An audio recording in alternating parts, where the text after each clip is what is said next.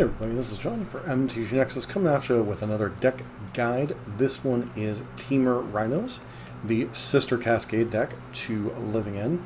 As a friendly reminder, if you do like informative modern content, please consider subscribing to the channel, giving us a thumbs up, leaving a constructive comment down below. Don't forget to check out our other deck guides for the modern format.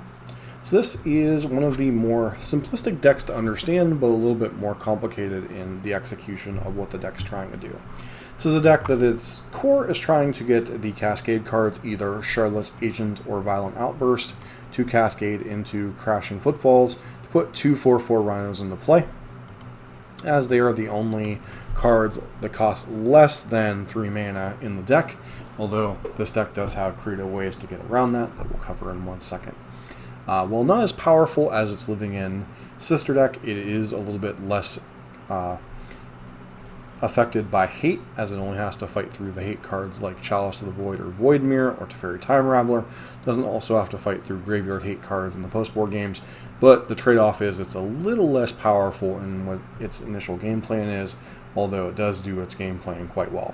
Its backup game plan obviously is kind of a tempo mid-range deck, using things like Bone Crusher Giant with its shock and putting a 4/3 into play, or Brazen Borrower with its ability to bounce things and a 3/1 flash flyer, and pairing it with things like Force of Negation, which you can exile a blue card during your opponent's turn to counter a non-creature spell, or cast it for 1 and 2 blue, which this deck is very capable of, and then using things like Fury with the 3/3 double striker that also has the Evoke that when it comes in deals 4 damage divided in any number of creatures or planeswalkers.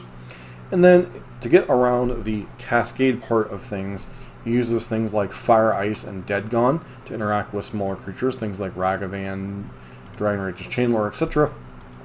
As Fire allows you to deal 2 damage divided as you choose among 1 or 2 targets, and then Dead obviously deals 2 damage to target creature. Gone bounces any large creature, so problematic things like Murktide Regent come to mind. Ice allows you to tap down different things on your opponent's side of the board and also draw a card. It's going to be relevant, especially if you're trying to set up a turn early in the game where you're trying to go like turn 2, tap a blue mage's mana down, untap, cast a Shardless Agent, hopefully resolve your spell. And then obviously this particular version is using Archmage's Charm, which is one of its flex spots. This is a very powerful counterspell. It can also be an instant speed cantrip, or can gain control of a target permanent 1 or less, which can be very important in a format like Modern, which tends to play a lot of cheap value things, whether it be a Ragavan, a Colossal Hammer, Esper Sentinel, Death Shadow, so many different things you can steal with this, Urza's Saga token, etc. And then obviously we've already talked about Fury and kind of what it does for this. The core of the deck is kind of these 12 cards, and then the rest of fill in the blanks, although generally you'll also see 4 copies of Force of Negation. But these other cards, you'll see them in various different numbers, and you'll see other cards, some of the ones that are in the sideboard of this particular list, you'll see in the main deck, etc. And one card that I wanted to highlight that we won't see in this particular variant of things is Seasoned Pyromancer. It's a card that has not seen play in this deck in a little bit of while, but has seen play previously.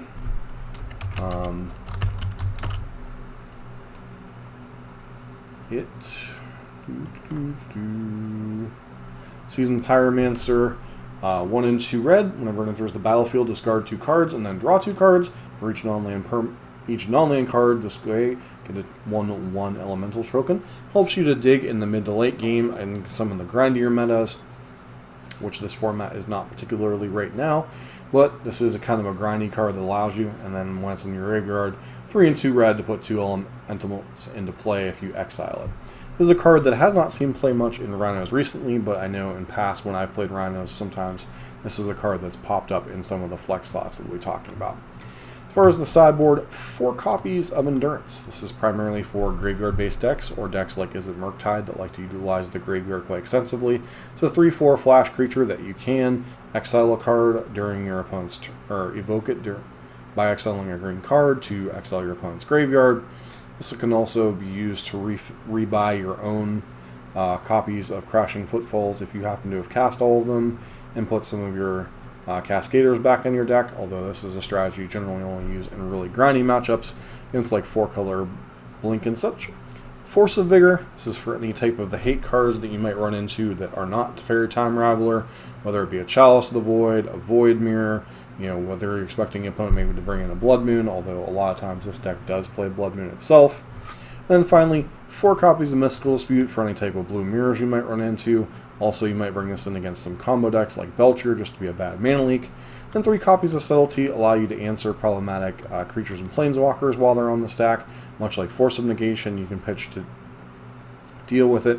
Or you can also fit into the kind of the backup game plan, which is kind of this weird tempo flash deck this deck can play sometimes with like Brazen Borrowers, Endurances, and Subtleties in like the post-board games when you're expecting your opponent to be hard on graveyard hate, or maybe they mulligan down. The primary card this is aimed at is Teferi Time Raveler, because if that card resolves, you have a lot of problems, especially if they tick it up. It's very hard to answer as you don't put a lot of pressure on the board early. I mean, you do have some amount of burn, some amount of reach with things like Bone Crusher Giant or Fire Ice or Fury, but you don't tend to play a lot of burn in those matchups, so it's definitely better to answer Teferi Time Raveler on the stack, as it just hard stops the casting of Cascade with the way it's templated. This version is a little bit different, running a lot of the cards that we already talked about, but also some unique cards. First one card I wanted to mention was Prismari Command. This is a very modal card that allows you to answer main deck hate things along with cards like Brazen Borrower. You have 4 copies of Brazen Borrower, 2 copies of Prismari Command. Allows you to answer a lot of different hate cards, especially the Void Mirrors and Chalice of the Voids in the world, while also being good against decks like Hammer Time and such. Just being an all-around very powerful card. Also allows you to get up in mana a little bit with the Treasure effect, etc. This deck is main decking Endurance in the main deck, and then it's also main decking Subtlety while cutting back on things like Fury. Cards I forgot to mention at the beginning, although I don't know if they're actually in this version. Okay, so yes, they were in this version. The land base, you are a 3-color land base, but cards to mention, Gemstone Caverns, especially on the draw. This allows you to get a leg up, because if it's in your opening hand, you can reveal it if you're on the draw. Exile a card from your hand and get a head-on land drops. And then you have Boseiju and Otawaru that allow you to answer problematic permanents. Once again, these cannot be countered by things like Teferi and such, and they allow you to answer different hate cards. Obviously, Boseiju allows you to answer any artifacts, enchantments, or lands, whereas Otawaru allows you to bounce any artifact, creature, enchantment, or planeswalker. So both of these are quite nice additions to the deck. Most modern decks are playing some amount of these channel lands if they're able to work them into their mana base, as it's kind of a free spell slot that also happens to be a land. You need to play 24 lands, 24 lands, because you generally want to hit your 3rd land drop on turn 3 so you can cast your Cascade spells. This one has some interesting cards in the sideboard. The first one, obviously, Weather the Storm, is an interesting one.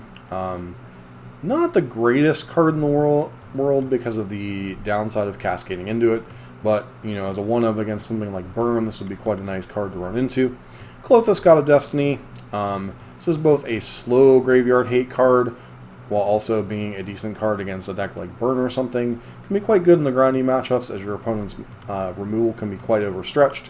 This kind of allows you to settle into kind of a mid-game where you're forcing your opponent to react what you're doing, and it can be hard to answer, although, there are cards like Prismatic Ending out there that can't answer it.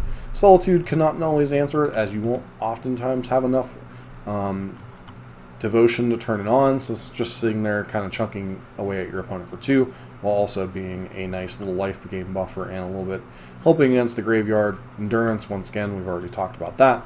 Then I guess to the moon. Blood Moon effects in general see a lot of play in these kind of red-blue-ish tempo decks, whether it be Murktide or this.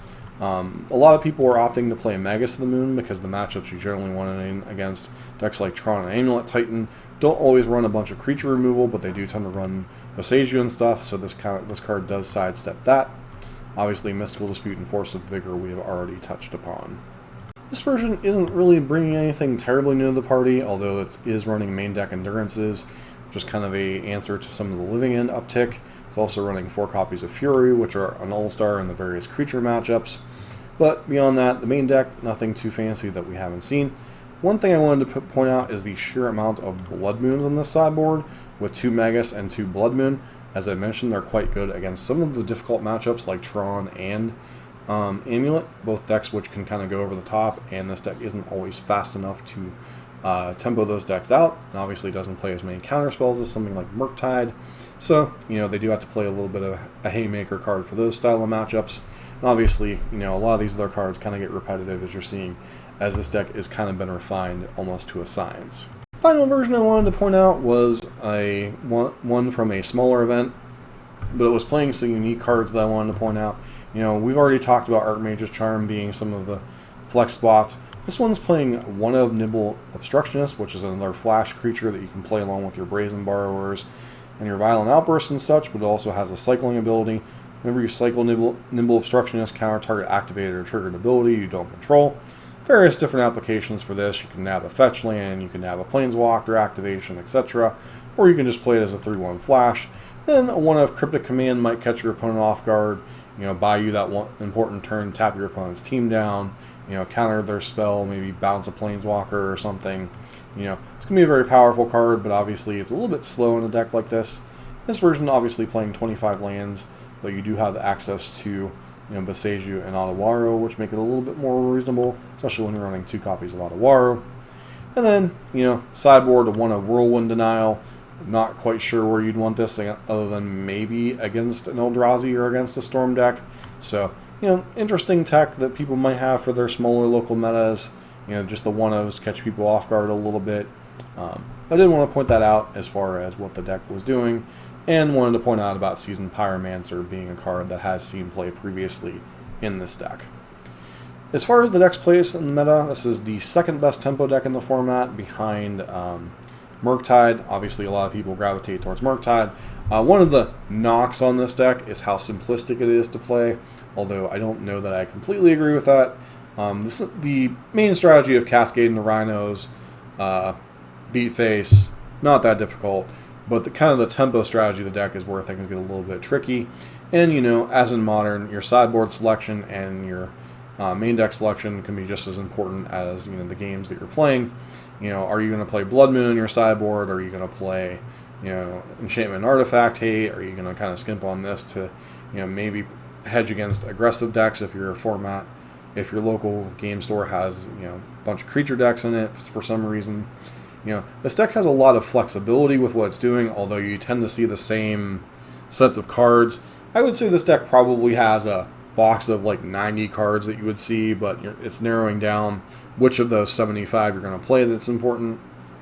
And, not to be amiss, but previously there have been other versions that have been playing like a white splash and might play for, to have 12 Cascaders, to have Ardent Plea, and Teferi Time Raveler.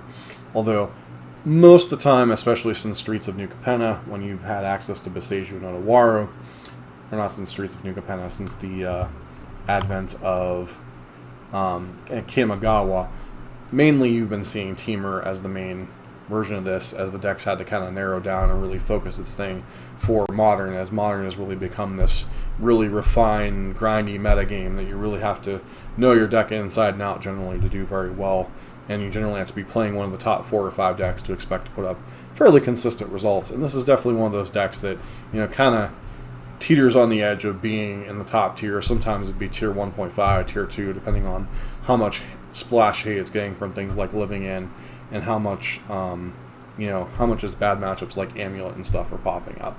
So, as far as how to play the deck, fairly simplistic. It's a matter of understanding what hate cards you're likely to face off against. Are you going to be facing off against counter spells? Are you going to face off against permanent-based hate? Are you going to be facing against a graveyard deck, which can be a little bit of a difficult matchup? And a lot of it is understanding what your opponent's deck's trying to execute, bringing in the proper cards, not over sideboarding. A lot of times you're going to board out Force of Negation against creature decks. You're going to board out Fury against control decks sometimes. You're going to board out, Dead Gone if you're not expecting creatures out of your opponent's deck, etc. Bringing in whatever the appropriate anti-hate cards that you're expecting to play against.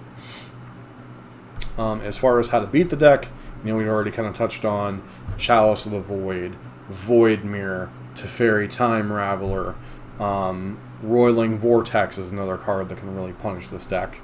You gotta understand that there are certain cards that you're just going to struggle to beat. You have, say, 6-8 answers in post-board games, and you do have a decent beatdown plan. You do have A lot of times they have access to Brazen Borrower and Endurance in post-board games, so you can kind of play this weird, like, tempo flash game, force your opponent to react to those and then resolve your Rhinos. There's a lot of things this deck can do, although the general game plan is fairly simplistic and fairly easy to execute and fairly easy to deny. Deck is powerful. How does it stack up against the top decks of the meta? It's okay against Murktide. No deck has a great Murktide matchup, really, other than maybe 4-color. It struggles against Living In. It struggles against, can struggle against Greentron and Amulet just because this deck isn't the fastest clock. It's like a turn 4, turn 5, turn 6, turn 4, turn 5, turn 6 deck. Can struggle a little bit against Burn, although, putting big Rhinos into play can be pretty problematic for Burn. It can struggle against a lot of decks, but it also has a lot of game against a lot of decks. So there's very few decks that you're going to feel like you have no chance of winning, especially if you bring in the appropriate either anti-hate cards or hate cards with something like Blood Moon. However, it's a deck that is, it's very simple to execute, but if people know it's coming, they can beat you if they want to. So, as always, if you like this kind of content, please consider subscribing to the channel, giving us a thumbs up, leaving a constructive comment down below, and let me know what deck you would like to see next.